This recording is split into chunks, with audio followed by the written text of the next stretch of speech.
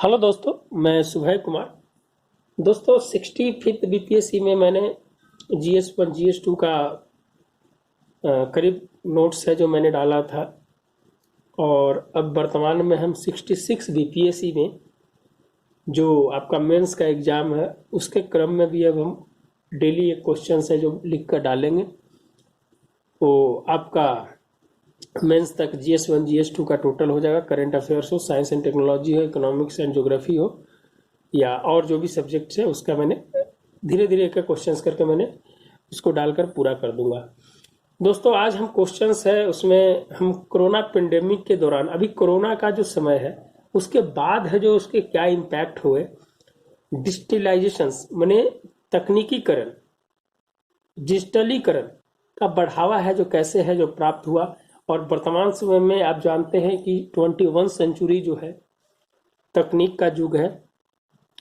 आप जहां तक प्रौद्योगिकी भू राजनीति की बात किया जाए या टेलीमेडिसिन की बात किया जाए या ई लर्निंग की बात किया जाए या ई कॉमर्स की बात किया जाए या ई गवर्नेंस की बात किया जाए, तो इसमें किस प्रकार से है जो कोरोना के समय है जो सहयोगी हुआ और भारत ने किस प्रकार से इसका उपयोग किया। और दूसरी बात कि बिहार के साथ जो स्थिति बनी थी उसमें किस प्रकार से है जो बिहार ने भी है जो इसका है जो सकारात्मक रूप से प्रयोग किया। तो उसी पर क्वेश्चन है दोस्तों, आप क्वेश्चन देख लीजिए। कोरोना आपदा के दौरान किस प्रकार शिक्षा, स्वास्थ्य, शासन एवं अर्थव्यवस्था में डिजिटलीकरण को बढ़ावा मिला, इस संदर्भ में बिहार की भी व्याख्या कीजिए। आप भूमिका में दोस्तों ये लिख सकते हैं कि 21वीं सदी तकनीक के प्रसार के साथ कोरोना आपदा के समय इसकी निर्भरता को बढ़ाया गया और मानव मूल्यों की बुनियादी सुविधा शिक्षा, स्वास्थ्य व्यवस्था, अर्थव्यवस्था को आसान बनाया गया। वर्तमान समय में भारत ने डिजिटल इंडिया भारत नेट कार्यक्रम के जरिए इस अवसंरचना को मजबूती प्रदान किया गया, जिसके परिणाम आज इसके निर्भरता पर बढ़ती चली गई, जिसका है सकारात्मक परिणाम देखने को मिलता है। बिहार के संदर्भ में इसकी आवश्यकता अप्रवासी आंतरिक मजदूर के खाते में 1000 रुपया कोरोना सहायता ऐप के माध्यम से तथा संजीवनी पोर्टल के माध्यम से कोरोना से बचने जैसी अभियान में डिजिटलीकरण महत्व और उसकी मजबूती प्रदान करने की जो आवश्यकता थी उसको है जो एक सकारात्मक रूप में है जो मजबूती प्रदान की गई। तो आप है जो इस तरह से है जो लिख सकते हैं कि आप बिहार के जो बिहार कोरोना सहायता ऐप के माध्यम से, संजीवनी पोर्टल के माध्यम से आप जानते हैं कि बिहार को डिजिटल अवार्ड भी मिला है इसके चलते। तो निश्चित रूप से बिहार से इस क्वेश्चन है जो इस बार है जो इससे रिलेटेड क्वेश्चंस आएंगे। अब है जो दोस्तों हम शिक्षा, स्वास्थ्य और शासन प्रशासन को अलग अलग पार्ट में बांट देते हैं कि कहाँ कहाँ है जो इसका है जो प्रयोग सकारात्मक रहा।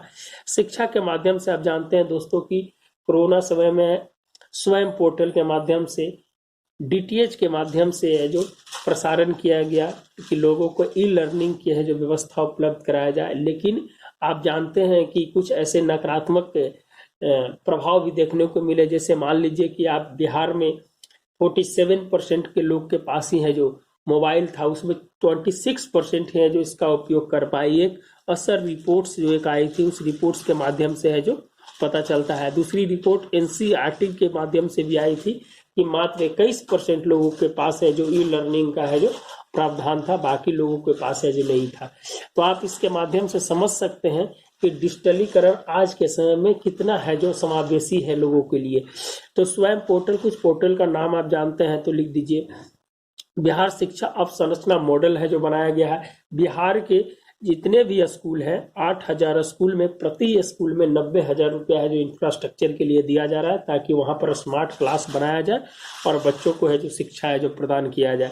है कि पेंडेमिक कोई जरूरी नहीं है कि आज आया है कल नहीं आएगा, तो इसीलिए अब हमें है जो इस पे तैयार रहना होगा। दूसरी चीज स्मार्ट क्लास के बारे में है आपने बता दिया। सेंट्रलाइज क्लासरूम बनाने की जो व्यवस्था की गई है और ये जो सरकार ने बोला है कि 30% जो शिक्षा है जो अब ई लर्निंग ई ऐप के माध्यम से दिया जाएगा। ई है जो आपके NCERT के माध्यम से इसको प्रोवाइड किया जाएगा। अब शिक्षा मंत्रालय जो है, मानव संसाधन मंत्रालय जो बदल कर हो गया है, उसके माध्यम से है जो इसकी संस्तुति की गई है। ऐप के माध्यम से है जो पढ़ाई शिक्षा करने का प्रयास किया गया। जूम ऐप ट्रेनिंग के माध्यम से है जो दिया जा रहा है, जो भी जूम ऐप है, गूगल मीट ऐप है, उसके माध्यम से है जो उसकी ट्रेनिंग है जो दी जा रही है। स्वास्थ्य के अगर क्षेत्र में बात करते हैं दोस्तों, तो संजीवनी ऐप है, संजीवनी पोर्टल के माध्यम से है जो बताया गया कोरोना से बचने के उपाय, तो लोगों को जागरूकता फैलाई गई।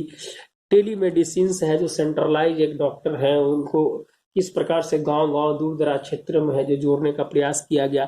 आर्टिफिशियल इंटेलिजेंस का है जो प्रयोग किया गया। आप जानते हैं दोस्तों कि आज वर्तमान युग में आर्टिफिशियल इंटेलिजेंस कितना महत्वपूर्ण हो चुका है।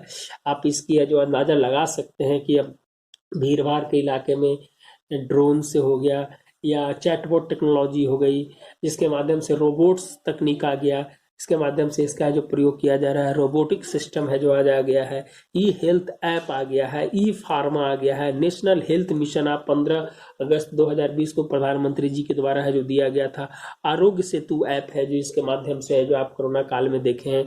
तो ये सब कुछ ऐसे ऐप थे माध्यम से जिसके है से स्वास्थ्य में भी है जो इसकी सराहना की गई। आप जानते हैं दोस्तों कि इस बार है जो 137% है जो बजटरी बढ़ाया गया है, 2,38,000 करोड़ रुपया है जो बजट की इस बार है जो स्वास्थ्य के लिए दिया गया है।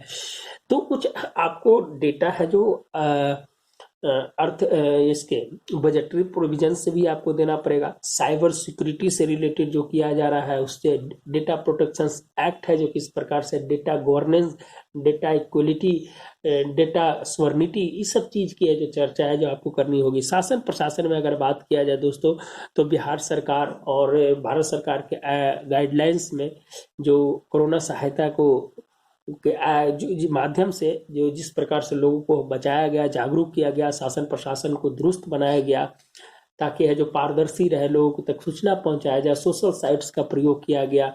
सरकार के द्वारा है जो इसको बार बार है जो स्वास्थ्य मंत्रालय के अनुसार है जो गाइडलाइंस है जो उस पर जारी की गई। तो निश्चित रूप से शासन प्रशासन में भी है जो डिजिटलीकरण इनका प्रभाव पर। आप जानते हैं दोस्तों कि गुड गवर्नेंस के लिए है जो तकनीक की बहुत जरूरी है चीज है कि सरकार और जनता के बीच में तकनीक एक सेतु के रूप में काम करता है ताकि जो शासन प्रशासन को और बढ़िया बनाया जा सके। 20 नेटवर्क आप जानते हैं बिहार का, Bihar state wide area network common civil centre है जो खोला जा रहा है। बिहार के जितने भी 45,000 गाँव हैं वहां तक है जो भारत नेट कार्यक्रम के जरिए है जो जोड़ा जा रहा है, जिसमें BSNL है, NTPC है, रेलवे है, उसके माध्यम से भी पहुंचाया जा रहा है ताकि है जो वो है जो नेशनल फाइबर ऑप्टिक्स केबल जो कनेक्शन है वहां तक है जो उसको पहुंचाया जा सके और उसकी जो सुविधा है जो प्रदान किया जा सके। डायरेक्ट बेनिफिट ट्रांसफर की बात किया जाए, पब्लिक डिस्ट्रीब्यूशन सिस्टम की बात किया जाए, इंद्रब्रज ऐप की बात किया जाए, आभासी सम्मेलन जो नहीं हो रहा था तो आभासी सम्मेलन के माध्यम से इसका है जो शासन प्रशासन को जो किया गया, मुख्यमंत्रियों का सम्मेलन किया गया, प्रधानमंत्री जी के द्वारा 5-5, 6 बैठकें हुई इसमें। तो है जो तकनीक का है जो बाहर किस प्रकार से सहायक मिला। वन राशन वन कार्ड की बात किया जाए, फास्ट टैग की बात किया जाए, मोबिलिटी की बात किया जाए, तो निश्चित रूप से है जो दोस्तों है जो आप है जो तकनीक के माध्यम से है जो इस कोरोना आपदा में है जो सहायता मिली है, इसके बारे में है जो आपको लिखना है। तो हम है जो इसी प्रकार का आंसर है जो दोस्तों आपको हम लिखकर है जो बता रहे हैं। भारत सरकार कोरोना आपदा के समय डिजिटलाइजेशन के लिए सरकार ने 15 अगस्त 2020 को 6,30,000 गाँव टायर 2 और टायर 3 को जोड़ने का निर्णय लिया है, जो स्वास्थ्य, शिक्षा, शासन व्यवस्था के लिए आत्मनिर्भर बने। आत्मनिर्भर के लिए हम किस प्रकार काम करेंगे उसमें है जो इसकी बढ़ावा मिले। आत्मनिर्भर के बिहार के लिए महत्वपूर्ण कदम है। डिजिटल इंडिया 2016 कार्यक्रम, डिजिटल भारत नेट कार्यक्रम 2018, राष्ट्रीय संचार नीति 2019, common civil centre, optical fibre network 2020, data protection act 2020 और IT एक्ट 2020। आप जानते हैं दोस्तों कि इस सब माध्यम से है जो सरकार है जो सशक्तिकरण है जो कर रही है। इस नीति के लिए सरकार ने डिजिटलाइजेशन को एक फ्रेमवर्क तैयार किया जिसके कोरोना आपदा जैसी स्थिति को सामना कर शासन तथा जनता के बीच ई गवर्नेंस जैसी व्यवस्था में कायम रहे। तो ये निश्चित रूप से एक सकारात्मक कदम था दोस्तों, गवर्नमेंट और पीपुल के बीच कनेक्टिविटी जो है ई गवर्नेंस के माध्यम से बढ़ाने का। तो कुछ आप फिगर फैक्ट्स के साथ भी आप है जो लिखने का प्रयास कीजिएगा तो आपका आंसर है जो बहुत बढ़िया होगा। आर्टिफिशियल इंटेलिजेंस का प्रयोग करके डिजिटलाइजेशन को मजबूत बना सकते हैं। सरकार द्वारा कोरोना आपदा के समय सभी स्तर पर सुविधा पहुंचाने के लिए बुनियादी अवसंरचना को एक सेतु के रूप में कार्य किया, जिसका प्रभाव जनता के, सरकार के सुविधा तक है जो उसको प्राप्त किया जा सके। कुछ ऐप है, प्रधानमंत्री बहुत बड़ी थी प्रधानमंत्री गरीब रोजगार कल्याण योजना की बात किया जाए, उसमें ई गवर्नेंस से डीबीटी, पीडीएस 80 करोड़ लोगों को है जो मुफ्त खाना, महिलाओं को 40 करोड़ लोगों को है जो दिया गया, उज्ज्वला योजना को दिया गया, टेली मेडिसिन। तो इस सब माध्यम से है जो कुछ उस समय की जो इम्पोर्टेंस थी उसको है जो मैंने यहाँ लिखने का प्रयास किया है।